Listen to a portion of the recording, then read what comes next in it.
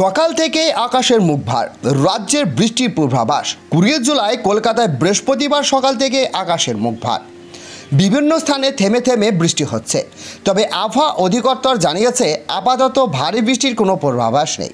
আজ যে বঙ্গোপসাগরে বৃষ্টির ঘূর্ণাবর্ত নিম্নচাপে পরিণত হতে চলেছে। বৃহস্পতিবার সকালে দেওয়া আবহাওয়া পূর্বাভাস অনুসারে বৃহস্পতিবার এবং শুক্রবার উত্তরবঙ্গের সমস্ত জেলায় হালকা থেকে মাঝারি ধরনের বৃষ্টিপাত হতে পারে। বর্তমানে জেলাগুলিতে তাপমাত্রা পরিবর্তনের কোনো সম্ভাবনা নেই। বৃহস্পতিবার সকালে দেওয়া আবহাওয়ার পূর্বাভাস অনুযায়ী বৃহস্পতিবার এবং শুক্রবার দক্ষিণবঙ্গের জেলাগুলিতে হালকা বৃষ্টিপাত হতে পারে।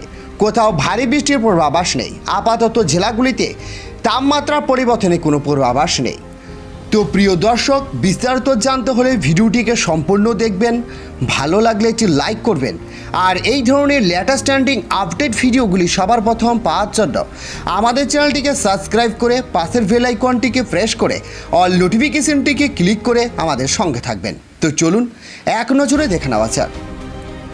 আবহাওয়া দপ্তর বৃহস্পতিবার সকালে জানিয়েছে যে আগামী 24 ঘন্টার মধ্যে কলকাতা এবং ও তার আশেপাশে অঞ্চলে আকাশ আংশত মেঘলা থাকবে। এছাড়া কোথাও কোথাও বৃষ্টি কিংবা বজ্রবিদ্যুৎ সহ বৃষ্টির সম্ভাবনা রয়েছে। সর্বোচ্চ এবং সর্বনিম্ন তাপমাত্রা 33.28 ডিগ্রি সেলসিয়াসের কাছাকাছি থাকতে পারে। সর্বনিম্ন দিনের তাপমাত্রা 27.6 ডিগ্রি সেলসিয়াস, যা কিনা স্বাভাবিকের চেয়ে 1 ডিগ্রি বেশি। বুধবার কলকাতায় তাপমাত্রা একই ছিল। অপেক্ষিত আর্দ্রতা সর্বোচ্চ 89% এবং সর্বনিম্ন 69%। গত 24 ঘন্টায় কলকাতায় 6.7 মিলিমিটার বৃষ্টি হয়েছে।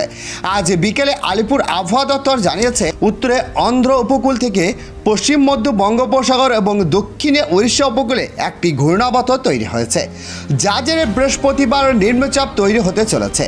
ছত্তিশগড়ের দক্ষিণে আরও একটি ঘূর্ণিঝড় রয়েছে।